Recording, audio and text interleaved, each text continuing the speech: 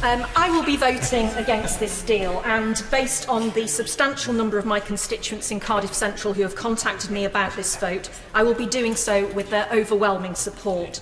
Nearly 95% of them have urged me to vote against.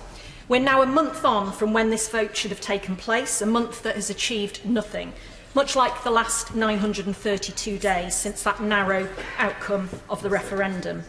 An advisory referendum, not a binding one. A referendum which disenfranchised over 4 million people, in which no 16 or 17-year-old was allowed to vote, and in which no EU citizens living here, working here, who are part of the fabric of this country and society were allowed to vote. And in the ballot that just asked one question, whether to remain or leave, it didn't ask how we should leave, and it didn't ask what should happen afterwards. And 932 days on, we now know, because we have facts, that the referendum was drenched in illegality by both the Vote Leave and the Leave.eu campaigns. We know that electoral law was broken. We know that campaign spending limits were breached. We know that impermissible foreign donations came through online platforms. We have those facts from the Electoral Commission and the Information Commissioner. And following the work of those regulators, investigative journalists and our DCMS Select Committee, where we have spent a year painstakingly investigating widespread evidence, we know that the National Crime Agency are now investigating Arron Banks, the largest political donor in UK history, and senior figures of the Leave.eu campaign, because there are reasonable grounds to suspect that Banks was not the true source of £8 million in funding to the Leave.eu campaign. And this is important. It shouldn't be dismissed as sour grapes, because it raises really serious concerns about the legality and the validity of the referendum outcome, which this government has deliberately chosen to ignore. I voted against triggering Article 50, and in my speech in that debate, I said that the former Prime Minister David Cameron had behaved recklessly in his approach to the reform negotiations at the EU. A man who had put himself and his party before the national interest, who had gambled our country's safety, future prosperity and long-standing international relationships to save his own party and his own premiership from imploding. He had failed miserably. And 2 years on, I regret to say that those words and those actions can equally be applied to the current Prime Minister.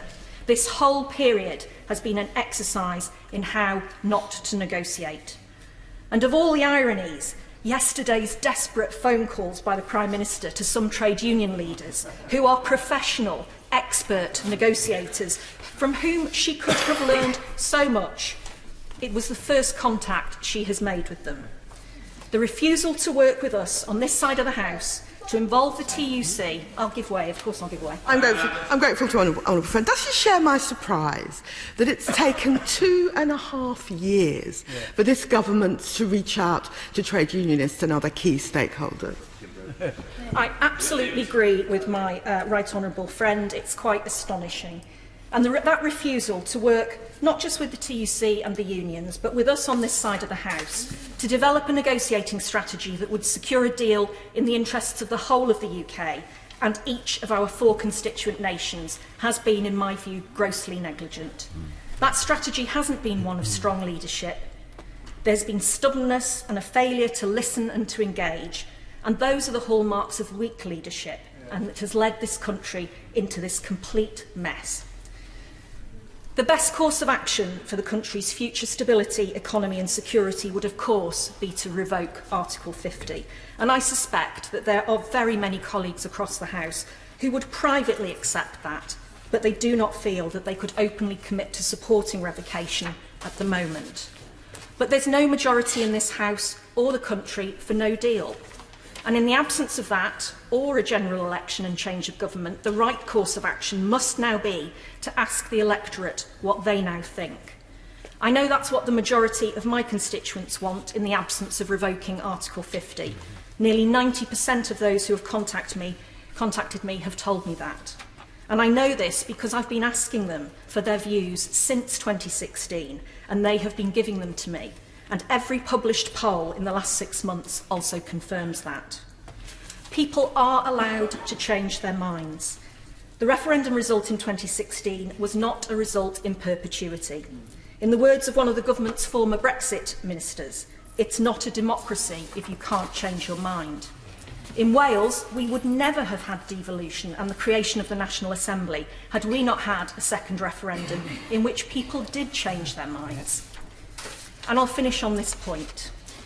All the irresponsible, dangerous and inflammatory talk about civil unrest and riots and treachery, if we vote down this deal next week and have a people's vote, that we have all heard in recent months, has to stop.